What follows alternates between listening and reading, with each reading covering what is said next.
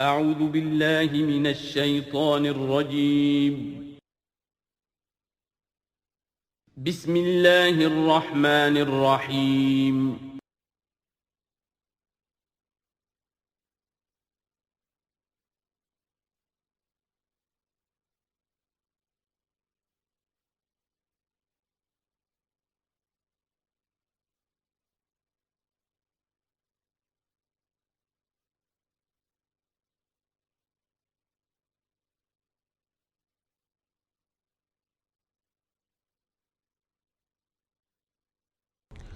اللہم ذکرنا منہ ما نسینا وعلمنا منہ ما جہلنا وارزقنا تلاوتہ آناء اللیل وآناء النہار واجعلہ لنا حجتا یا رب العالمین آمین۔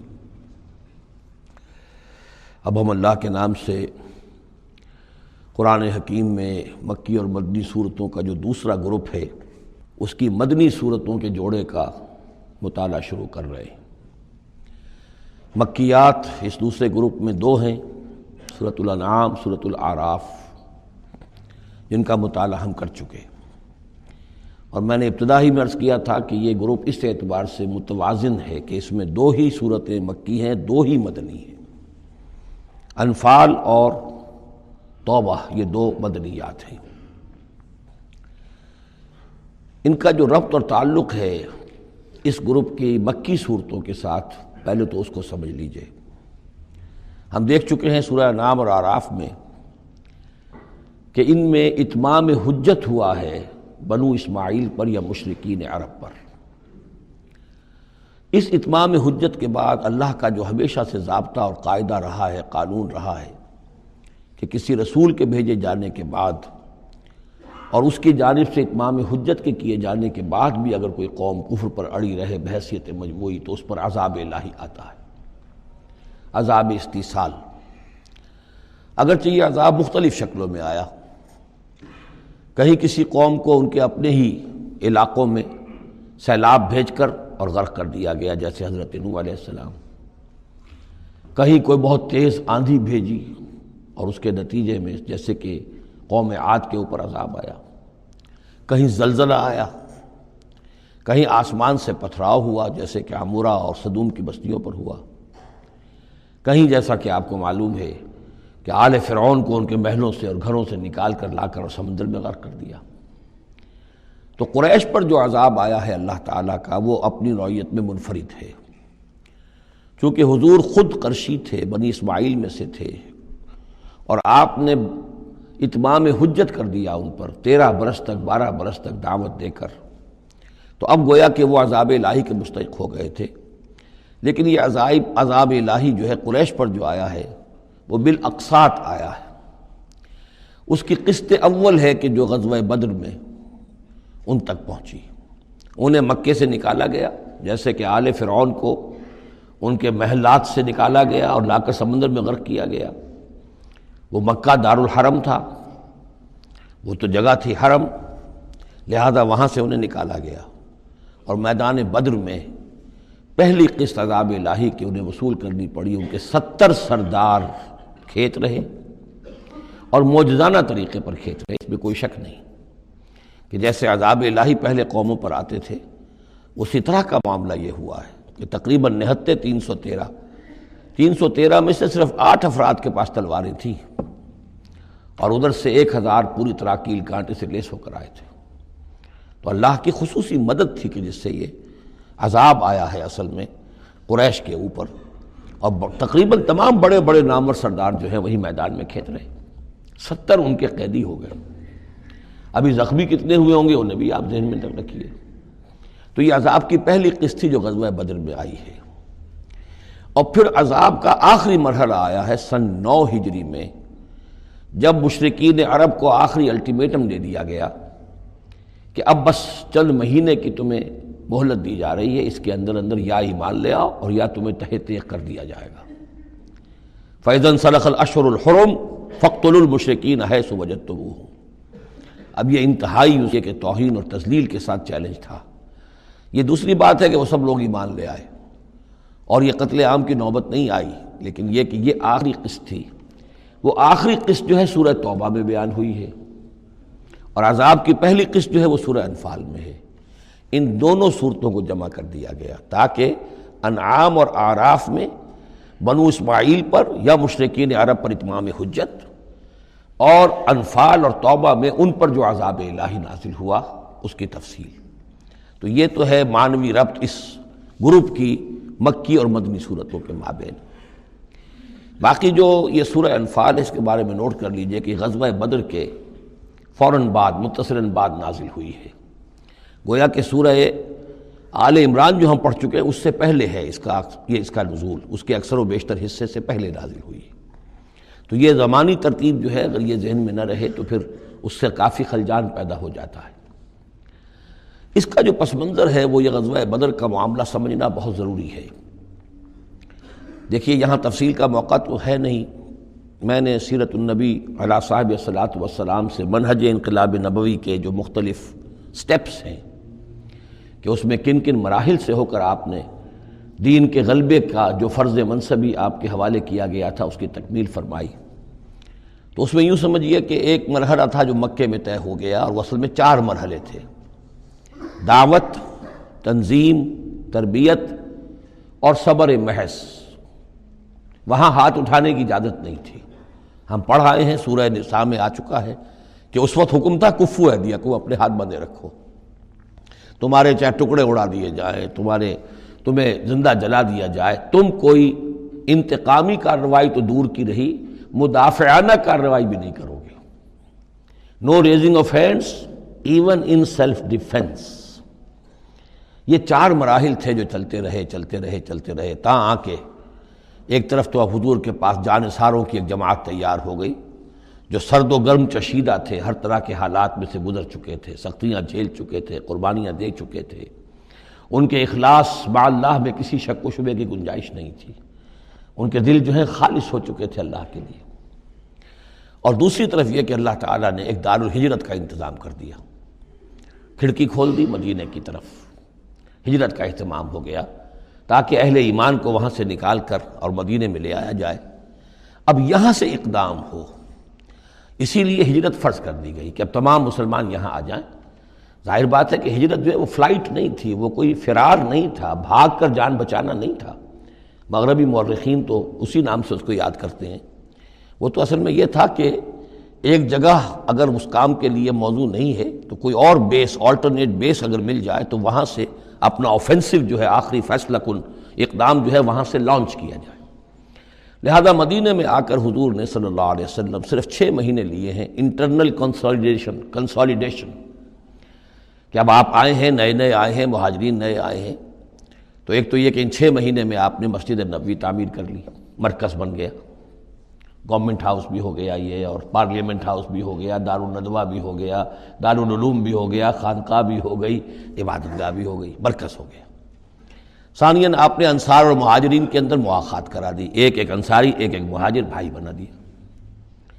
تیسرے یہ کہ آپ نے بہت بڑا کام یہ کیا کہ جو یہود کے قبیلے وہاں آباد تھے ان کو آپ نے ان کے ساتھ ایک معاہدہ کر لیا، جوائنٹ ڈیفنس آف مدینہ، میثاق مدینہ، مدینہ کی ایک مدافعت جو ہوگی وہ مشترک ہوگی۔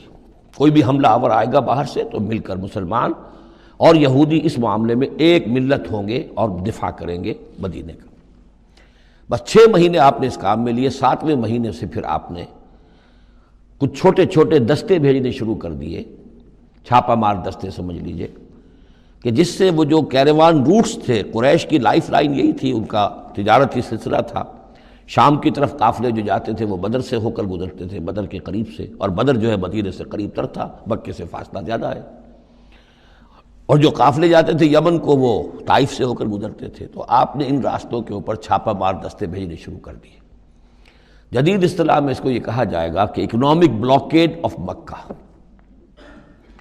8 ایسی مہمیں غزوہ بدر سے پہلے ثابت ہیں 1.5 سال کے اندر۔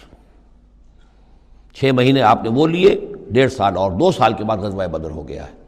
تو یہ 1.5 سال میں 8 مہمیں، جن میں سے 4 میں کہ حضور خود بھی بنفس نفیس شریک رہے ہیں، اس لیے وہ غزوات کہلاتے ہیں، اور 4 وہ ہیں کہ جن میں آپ نے صرف کچھ لوگوں کو بھیج دیا ہے کسی امیر کے تحت، وہ سرایا کہلاتے ہیں۔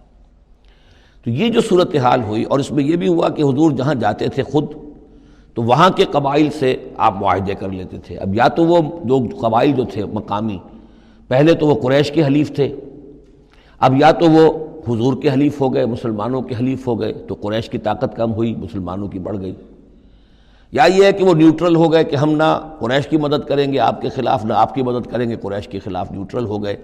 اس سے بھی یہ ہے کہ قریش کا جو حلقہ اثر تھا، سیاسی زون آف پولیٹیکل انفلوئنس، وہ کم ہو رہا ہے۔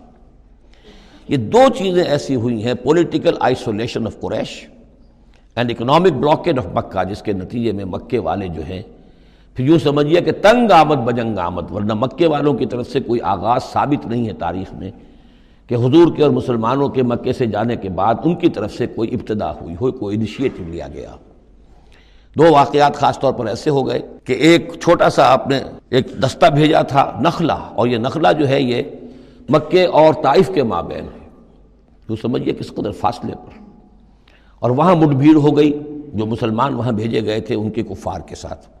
وہاں ایک مشرک مکے کا مارا گیا، ایک کو انہوں نے قید کیا، ساتھ لے آئے، کچھ سامان جو ان کا تجارت تھا وہ بھی لے آئے، کوئی مال غنیمت سمجھ کر۔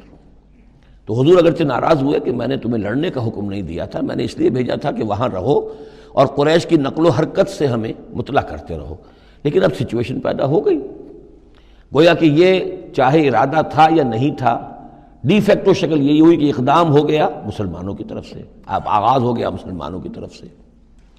ادھر جب ابو سفیان لے کر جا رہے تھے بہت بڑا قافلہ شام کی طرف، تو حضور نے اس کا تعاقب کیا، لیکن وہ تیزی سے نکل گئے تھے۔ لیکن جب واپس آ رہے تھے اور 50,000 دینار کا سامان تھا ان کے قافلے کے اندر، بہت لدا پدا قافلہ، انہیں یہ خطرہ ہوا کہ اب پھر محمد صلی اللہ علیہ وسلم اور ان کے ساتھی کہیں لوٹیں گے ہمیں اور ہمارے اوپر حملہ کریں گے، روکیں گے ہمارا راستہ۔ تو انہوں نے یہ کی دوہری حکمت عملی کی کہ ایک تو یہ کہ ایک سوار بھیجا آگے تیزی کے ساتھ دوڑایا کہ مکے جاؤ اور کہو کہ ہمارے قافلے کو خطرہ ہے محمد سے صلی اللہ علیہ وسلم، لہذا مدد بھیجو۔ اور ادھر یہ کیا کہ وہ عام راستہ جو تھا، جو بدر سے ہو کر گزرتا تھا، اسے چھوڑ کر ساحل سمندر کے ساتھ ساتھ نیچے سے ہو کر وہ نکل بھی گئے۔ اب وہاں مکے میں یہ دونوں چیزیں بیک وقت پہنچ گئیں، ایک طرف وہ نخلا سے لوگ روتے پیٹتے چیختے چلاتے ہمارا آدمی مار دیا محمد کے آدمیوں نے، وہ آ گئے، ادھر سے وہ آ گیا جو ابو سفیان کا بھیجا ہوا تھا ایلچی کہ دوڑو دوڑو دوڑو تمہارا قافلہ محمد لوٹنے والے ہیں اور یہ ہے اور وہ ہے۔ بس وہ وار کرائی وہاں ہوئی اور 1,000 کا لشکر جو ہے وہاں پر پھر جمع کیا گیا اور 900 اونٹ فراہم کیے گئے اور 100 گھوڑوں کا ایک رسالہ تیار کیا گیا اور وہ لوگ مکے سے نکل آئے۔ یہ صورتحال ادھر ہو رہی تھی۔ ادھر یہ ہے کہ حضور صلی اللہ علیہ وسلم نے مدینہ میں پہلے تو یہ فیصلہ کیا تھا کہ اب یہ قافلہ واپس آنے والا ہے تو اب اس قافلے کا تعاقب کریں، ابھی جنگ وغیرہ کا آپ کو گمان نہیں تھا، ابھی مدینہ ہی میں آپ نے یہ جو ہے اس ایسا ارادہ ظاہر کیا کہ جیسے پہلے بھی گئے تھے، جب قافلہ جا رہا تھا شام کی طرف تو تعاقب کیا تھا، ایسے جب آ رہا ہے تو اسے انٹرسیپٹ کریں۔ لہذا ایک تو مشاورت ہوئی ہے مدینہ میں، آیا چلنا چاہیے یا نہیں چلنا چاہیے، وہ میں بعد میں عرض کروں گا جب ہم آیتیں پڑھیں گے۔ پھر جب کچھ لوگ نکل آئے اور یہ نہیں سمجھا گیا تھا کہ کوئی جنگ ہونی ہے، کوئی بڑا لشکر آ رہا ہے، اس وقت تک اطلاع نہیں تھی، اسی لیے بس جو جس کے ہاتھ میں آیا، کسی کے پاس نیزہ تھا، کسی کے پاس کچھ اور تھا، تلواریں 8 تھیں، گھوڑے کل 2 تھے، وہ چل پڑے۔ چلو اس لیے کہ مسئلہ تو قافلے کا مسئلہ ہے نا، کوئی جنگ تو ہے نہیں، کوئی لشکر وشکر تو آ نہیں رہا۔ جب آپ کچھ سفر طے کر کے مقام صفرا تک پہنچ گئے تو وہاں وحی آ گئی اور آپ کو اطلاع بھی پہنچ گئی، اطلاع بھی پہنچ گئی کہ ابو جہل جو ہے 1,000 کا لشکر لے کر مکے سے چل پڑا ہے، اور وحی بھی آ گئی، اللہ نے بتا دیا کہ اے نبی اب یہ 2 شکلیں ہیں، جنوب سے مکے کی طرف سے ایک لشکر آ رہا ہے کیل کانٹے سے لیس ہے، شمال سے قافلہ آ رہا ہے، اور میرا یہ وعدہ ہے کہ ان دونوں میں سے ایک ضرور تم کو دے دوں گا، تم کو فتح حاصل ہو جائے گی، یہ میرے اہل ایمان کو بتا دیجئے اور ذرا مشورہ کیجئے۔ تو دوسری مشاورت جو ہے وہ مدینے سے نکل کر ہوئی ہے مقام صفرا میں۔ یہ اصل میں جو چیزیں اگر سامنے نہ ہوں تو پھر یہ بہت خلجان ہوتا ہے، اور اکثر لوگوں کو، مترجمین کو اور مفسرین کو بہت خلجان رہا ہے ان آیات کے سمجھنے میں۔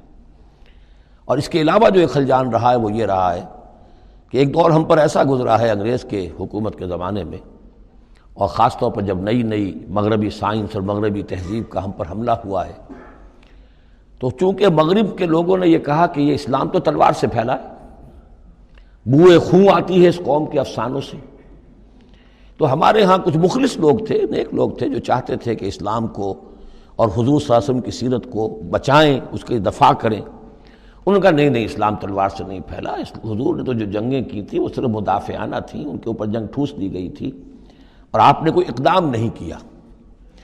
اور ان میں سب سے بڑا کام کیا ہے ہندوستان میں مولانا علامہ شبلی نعمانی رحمۃ اللہ علیہ نے، میں ان کا نام ادب سے لوں گا اس لیے کہ سر سید احمد کے زیر اثر تھے، اور وہ جو جدید جو ابھی آیا تھا، جو مغربی افکار و خیالات اور تہذیب اور تمدن اور ویلیوز اور نظریات کا جو ریلا آیا تھا، اس کا مقابلہ کرنا آسان کام نہیں تھا۔ تو یہ اپولوجیٹک انداز اختیار کیا ہے شبلی نعمانی نے، اور اس میں یہ ہے کہ وہ جو ابتدائی جو 8 جو غزوات اور سرایا ہیں جو بدر سے پہلے ہوئے، انہیں بالکل تقریباً نظر انداز کر دیا ہے، تاکہ یہ ثابت نہ ہو کہ انیشیٹو حضور کی طرف سے ہوا ہے۔ تو یہ چیز جو ہے میں سمجھتا ہوں کہ ایک خاص دور کا تقاضا تھی، وہ دور اب گزر چکا۔ اب اسلام کا یہ فکر کہ اسلام ایک مکمل دین ہے، یہ اپنا غلبہ چاہتا ہے، اور حضور کو بھیجا گیا تھا اس لیے کہ دین کو غالب کریں، اور دین کو غالب کرنے کی جد و جہد ایک انقلابی جد و جہد ہے۔ اس انقلابی جد و جہد میں جہاں پہلا مرحلہ یہی ہوتا ہے کہ پیسو ریزسٹنس ہو، اور پہلے تیاری کی جائے، دعوت، تنظیم، تربیت اور صبر محض کے ذریعے سے ایک قوت فراہم کی جائے، پھر دوسرا مرحلہ آتا ہے باطل کے ساتھ ٹکرانا پڑتا ہے، اور اس میں آگے بڑھ کر ٹکر مول لینی پڑتی ہے۔ یہ نہیں ہے کہ انتظار ہی کرتے رہیں، یعنی ایک جس کو ہم کہتے ہیں کو ایگزسٹنس، پیسفل کو ایگزسٹنس، حق و باطل کے درمیان نہیں ہو سکتی۔ حق کیسے تسلیم کر سکتا ہے کہ باطل بھی موجود رہے؟ ہاں حق میں جان نہیں ہے، اہل حق جو ہیں بے جان ہیں، مردہ ہیں، تو مجبوری ہے، لیکن اگر اہل حق میں جان ہو تو وہ کیسے برداشت کریں گے کہ باطل جو ہے اس کا غلبہ رہے؟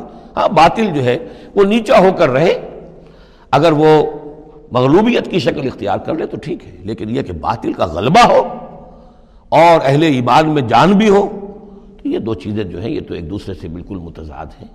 جیسے حضرت ابوبکر نے فرمایا تھا ایبدل الدین وانا حی، کیا دین میں ترمیم کی جائے گی جبکہ ابھی میں زندہ ہوں؟ میرے جیتے جی دین کے اندر ترمیم، یہ ممکن نہیں ہے۔ تو وہی بندہ مومن کی شان ہونی چاہیے۔ تو اصل حقائق الحمدللہ بہت اچھی طریقے سے واضح ہو چکے ہیں۔ بہرحال اتنا پس منظر جو ہے جان لیجئے، اور ایک خاص اسلوب جو ہے اس سورہ مبارکہ کا، اگرچہ یہ تقریباً ایک خطبہ ہے مسلسل 10 رکوع ہے، لیکن اس میں ایک خاص مسئلے کو نکال کر پہلے درمیان شروع میں لے آئے ہیں۔ اس کی بحث آئے گی تقریباً وسط میں جا کر، لیکن اس اسلوب کو یہاں نوٹ کر لیجئے، وہ اس لیے کہ یہی اسلوب ہے جس سے ہمیں سمجھنے میں مدد ملے گی۔ سورہ توبہ کے جو ترتیب مضامین ہے وہاں بھی بہت اشکال ہے، اور بہت سے مترجمین کو جدید دور کے جو زیادہ محنت نہیں کر سکے ہیں، بس ترجمہ مکمل کرنا انہوں نے اپنے پیش نظر رکھ لیا، تفسیر مکمل کرنی ہی ہے، لہذا وہ تیزی کے ساتھ وہ دقت نظر کا ثبوت نہ دے سکے تو اس میں بڑے خلجان پیدا کر دیے۔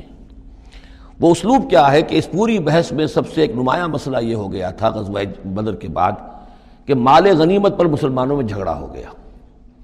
پہلی جنگ تھی، غنیمت کی تقسیم کیسے ہوگی، اس کا قانون کیا ہے، اس کا ضابطہ کیا ہے، وہ معلوم نہیں تھا۔ اور یہ کہ عام طور پر جو عرب میں پہلے رواج تھا وہ تو یہ تھا کہ جس کے ہاتھ جو لگ گیا بس وہ اس کا ہے۔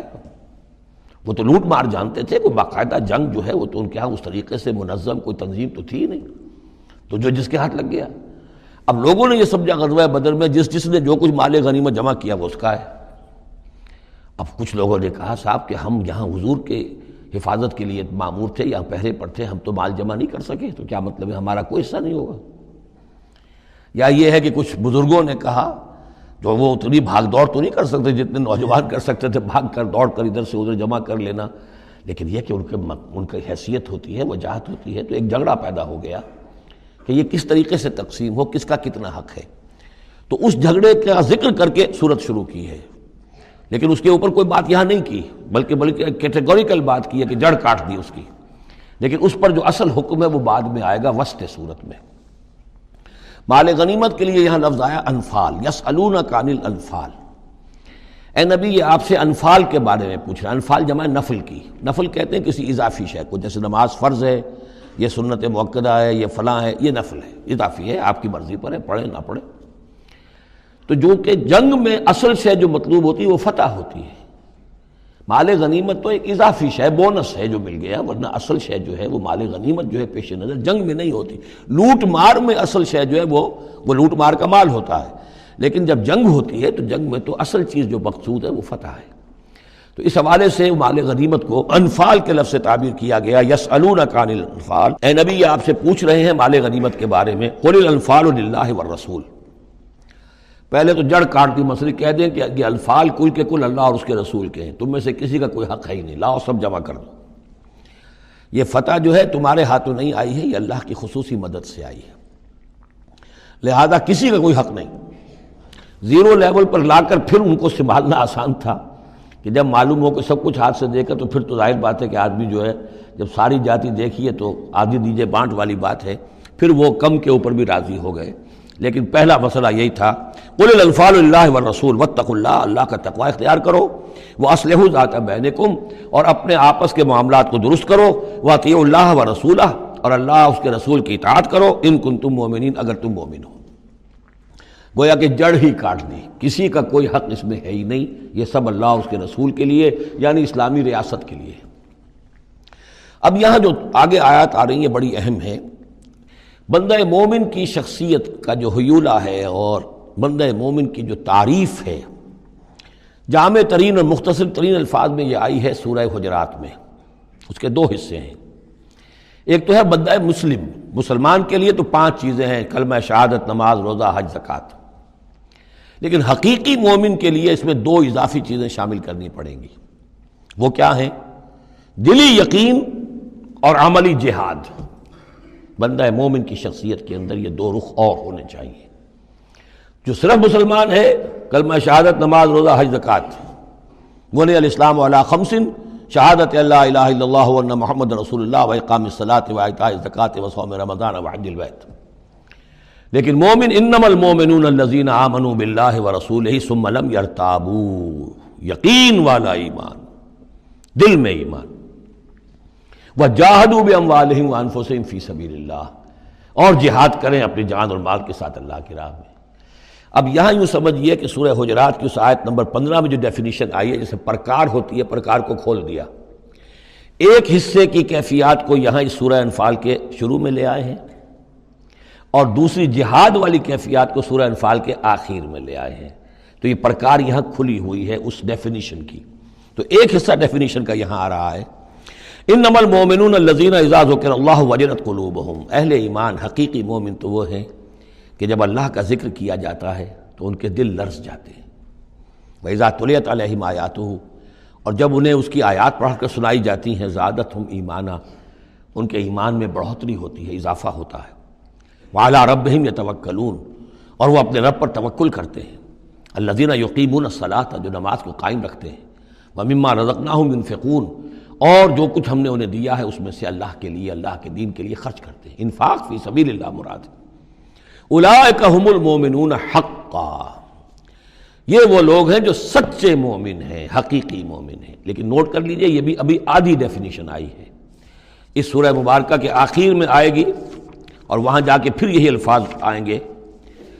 یہ آیت نمبر 74 ہے، والذین آمنوا وہاجروا وجاہدوا فی سبیل اللہ والذین آووا ونصروا اولئک ھم المؤمنون حقا لہم مغفرۃ ورزق کریم۔ اس کے بعد ایک آیت اور بعد میں ہے، سورت ختم ہو جاتی ہے۔ تو لاسٹ بٹ 1 آیت، اور ادھر پہلی کے بعد دوسری، ان 2 جگہ پر ایمان کے حقائق کو تقسیم کر کے، پرکار کو کھول کر، گویا کہ پوری سورت کو ان 2 کے درمیان میں لے لیا گیا ہے، گود میں لے لیا گیا ہے۔ ایمان کی ڈیفینیشن کے یہ 2 حصے جو ہیں ان کی گود میں۔ اب یہاں سے شروع ہو رہا ہے غزوہ بدر کا۔ کما اخرجک ربک من بیتک بالحق، جیسے کہ نکالا آپ کو اے نبی آپ کے رب نے آپ کے گھر سے حق کے ساتھ، یعنی آپ کا یہ بدر کی طرف روانہ ہونا جو ہے یہ اللہ تعالیٰ کی ایک اسکیم کا حصہ تھا، اللہ کی اپنی ایک تدبیر ہے۔ وَإِنَّ فَرِيقًا مِّنَ الْمُؤْمِنِينَ لَكَارِهُونَ، اہل ایمان میں سے کچھ لوگ اسے پسند نہیں کر رہے تھے۔ یہ کون لوگ؟ یہ ہے وہ پہلی مشاورت جو مدینہ ہی میں ہوئی ہے۔ ان میں ظاہر بات ہے مدینہ میں منافق بھی تھے، جن کا خیال یہ تھا لڑنے بھیڑنے کا، لوٹ مار کرنے کا، یہ کوئی فائدہ ہے بھلا؟ بس اچھی تبلیغ کرنی چاہیے، اچھی بات کہنی چاہیے، نیک بات کہنی چاہیے، یہ کیا طریقہ ہے؟ منافقین کا ایلیمنٹ موجود تھا جو اس کو پسند ہی نہیں کرتے تھے، اس لیے کہ جنگ کا سلسلہ چل نکلا تو ہمیں بھی جانا پڑے گا، ہماری جان اور مال کے اوپر بھی آنچ آئے گی، تو نپ دی ایول ان دی بڈ، اس سے تو بہتر ہے کہ اس کو یہیں پر ختم کرو۔ اس اعتبار سے ویسے بھی کچھ انسانی فطرت ایسی ہوتی ہے، کچھ نیک سرشت لوگ بھی ہوتے ہیں کہ آخر اس سے کیا فائدہ نکلے گا، ابھی کوئی خاص جو ہے قریش کی طرف سے تو اقدام ہوا نہیں تھا، ہم آگے بڑھ کر جو ہے یہ جو بات اقدام کر رہے ہیں تو آخر اس کا فائدہ کیا ہے۔ تو یہ اس قسم کی باتیں اس وقت کہی گئیں۔ ان فریقا من المؤمنین لکارہون، اب یہ مومنین ان میں سے اہل نفاق بھی ہو سکتے ہیں اور سادہ لوگ اور نیک دل جو مسلمان ہیں وہ بھی ہو سکتے ہیں۔ یجادلونک فی الحق بعد ما تبین کانما یساقون الی الموت وہم ینظرون، اور وہ جھگڑ رہے تھے آپ سے حق کے معاملے میں جبکہ بات ان پر بالکل واضح ہو چکی تھی۔ یہ دوسری آیت میرے نزدیک جو دوسری مشاورت ہوئی ہے مقام صفرا پر، اس سے متعلق ہے۔ وہ یہ کہ وہاں سے جب مکے سے آپ چلے تو اس وقت تک کسی لشکر وغیرہ کی کوئی اطلاع نہ آپ کو تھی اور نہ اس کا کوئی گمان تھا ابھی، وہ تو ایسے ہی تھا جیسے پہلے 8 مرتبہ جو ہے وہ جو ایکسکرشنز جو ہوئی تھیں، جس طریقے کی مہمات بھیجی گئی تھیں، یہ اسی طرح کی ایک مہم ہے۔ لیکن یہ ہے کہ آگے چل کر جب آپ کچھ دور چل نکل کے آ گئے تھے، یہاں آ کر جو ہے آپ کو وحی بھی آ گئی اور اطلاعات بھی مل گئی کہ صورتحال وہ ہو چکی ہے۔ ایک طرف نخلا سے روتے پیٹتے لوگ پہنچ گئے وہاں، دوسری طرف یہ کہ ادھر سے ابو سفیان کا جو ہے ایلچی پہنچ گیا چیختا چلاتا ہوا، اور 1000 کا لشکر لے کر ابو جہل نکل پڑا ہے بدر کی طرف۔ اب وہ بدر کی طرف آ رہا ہے، ادھر سے قافلہ بدر کی طرف آ رہا ہے شمال سے۔ اس وقت اللہ تعالیٰ نے فرمایا، اور یہ مشاورت جیسا کہ میں نے کہا تھا جیسے کہ حضرت طالوت نے کی تھی، ایک آزمائش اپنی فوج کی کہ جو اس دریا میں سے پانی پیے گا، سیر ہو کر پیے گا، اس کا مجھ سے کوئی تعلق نہیں۔ اسی طرح کا آپ نے مشاورت کا معاملہ اللہ تعالیٰ کے حکم سے مسلمانوں کے سامنے رکھ دیا۔ بعدما تبین کانما یساقون الی الموت، تو لوگ ایسے محسوس کر رہے تھے جیسے انہیں دھکیلا جا رہا ہو موت کی طرف، وہم ینظرون، اور وہ دیکھ رہے ہوں۔ ظاہر بات ہے یہ کیفیت تو کٹر جو منافق تھے وہاں پر انہی کی ہو سکتی تھی۔ وَإِذْ يَعِدُكُمُ اللَّهُ إِحْدَى الطَّائِفَتَيْنِ أَنَّهَا لَكُمْ، اور جب کہ اللہ تعالیٰ وعدہ کر رہا تھا تم سے کہ ان دونوں گروہوں میں سے ایک تمہیں مل جائے گا، ایک پر تمہاری فتح گارنٹیڈ ہے۔ وَتَوَدُّونَ أَنَّ غَيْرَ ذَاتِ الشَّوْكَةِ تَكُونُ لَكُمْ، اور اے مسلمانوں تم یہ چاہتے تھے کہ ادھر جاؤ جدھر کے کانٹا لگنے کا کوئی اندیشہ نہ ہو، اس لیے کہ بمشکل 50 یا 100 آدمی تھے اس قافلے کے ساتھ، اور اونٹ تھے بے شمار، اور جو میں نے آپ کو بتایا بہت بڑی مقدار کے اندر جو ہے 50,000 دینار کا جو مال تھا ان کے پاس، تو ان کو تو آسانی سے قابو کیا جا سکتا تھا، اس میں اندیشہ کم تھا۔ پھر دلیلیں بھی عقلی آ گئی ہوں گی کہ حضور ہمارے پاس تو کچھ ہتھیار بھی نہیں ہے، کچھ نہیں ہے، ہم تیاری کر کے مدینے سے نکلے ہی نہیں ہیں، تو اچھا ہے پہلے یہ کہ ہم جا کر ان پر قبضہ کر لیں تو ان کے ہتھیار بھی ہمیں مل جائیں گے، تو پھر لشکر سے لڑنے کے لیے ہم بہتر پوزیشن میں ہوں گے۔ تو عقل و منطق بھی یہ گویا کہ ان کے ساتھ تھی۔ وَيُرِيدُ اللَّهُ أَن يُحِقَّ الْحَقَّ بِكَلِمَاتِهِ، اور اللہ یہ چاہتا تھا کہ اپنے بات کو اپنے فیصلے کے ذریعے سے حق کا حق ہونا ثابت کر دے۔ وَيَقْطَعَ دَابِرَ الْكَافِرِينَ، اور کافروں کی جڑ کاٹ دے۔ یہ قُطِعَ دَابِرُ الْقَوْمِ الَّذِينَ ظَلَمُوا، کافر قوم کی جڑ کاٹ دی گئی، جو ہم پڑھ کر آئے سورہ اعراف میں۔ اللہ کا ارادہ یہ تھا، اگر عام جو دنیاوی قواعد و ضوابط ہیں، فزیکل لاز ہیں، اس کے تحت یہ ہوتا تو اتنی بڑی بات ہی نہ ہوتی۔ اسے یوم الفرقان بنانا تھا کہ نمایاں ہو جائے کہ اللہ کس کے ساتھ ہے، حق کدھر ہے، اور یہ اسی وقت ہو سکتا تھا جبکہ یہ کنٹراسٹ برقرار رہتا کہ بے سر و سامان 313 گئے ہیں اور کیل کانٹے سے لے 1000 کے ساتھ ان کا مقابلہ ہوا ہے، اور پھر انہیں اللہ نے فتح دی ہے۔ لہذا اللہ کی مرضی کچھ اور تھی۔ یرید اللہ ان یحق الحق بکلماتہ ویقطع دابر الکافرین، اللہ چاہتا تھا کہ اپنی باتوں کے ذریعے سے حق کا حق ہونا ثابت کر دے اور کافروں کی جڑ کاٹ دے۔ یہ یحق الحق، تاکہ سچا ثابت کر دے حق کو، سچ کو، ویبطل الباطل، اور باطل ثابت کر دے باطل کو، باطل ہونا اس کا ثابت ہو جائے۔ ولو کرہ المجرمون، خواہ یہ مجرموں کو کتنا ہی ناگوار ہو۔ استستغیثون ربکم، یاد کرو جب کہ تم اپنے رب سے استغاثہ کر رہے تھے، دعائی دے رہے تھے کہ اللہ اب ہماری مدد فرما۔ فاستجاب لکم، تو اللہ نے تمہاری دعا کو قبول کیا تھا۔ انی ممدکم بألف من الملائکۃ مردفین، کہ میں تمہاری مدد کروں گا 1000 ملائکہ سے جو لگاتار آئیں گے، پے بپے آئیں گے۔ 1000 کا لشکر آیا ہے نا، تو 1000 فرشتے ہم تمہاری مدد کے لیے بھیج دیں گے۔ وما جعلہ اللہ الا بشرا، اور اللہ نے اس کو نہیں بنایا مگر تمہارے لیے بشارت، وَلِتَطْمَئِنَّ بِهِ قُلُوبُكُمْ، اور تاکہ تمہارے دل مطمئن ہو جائیں۔ وَمَا النَّصْرُ إِلَّا مِنْ عِنْدِ اللَّهِ، اور مدد تو اللہ کی طرف سے ہوتی ہے، فرشتوں کو بھیجے بغیر بھی وہ مدد کر سکتا ہے، کن فیکون کی شان کے ساتھ وہ جو چاہے کر دے۔ لیکن یہ کہ تمہارا جو اپنا ایک سوچنے کا انداز ہے، بنائے طبع بشری، تمہاری تسکین کے لیے ہم نے یہ شکل کر دی کہ 1000 دشمن آ رہا ہے تو 1000 فرشتہ تمہاری مدد کے لیے ہم بھیج دیں گے۔ ان اللہ عزیز الحکیم، یقیناً اللہ تعالیٰ سب زبردست ہے اور حکمت والا۔ اذ یغشی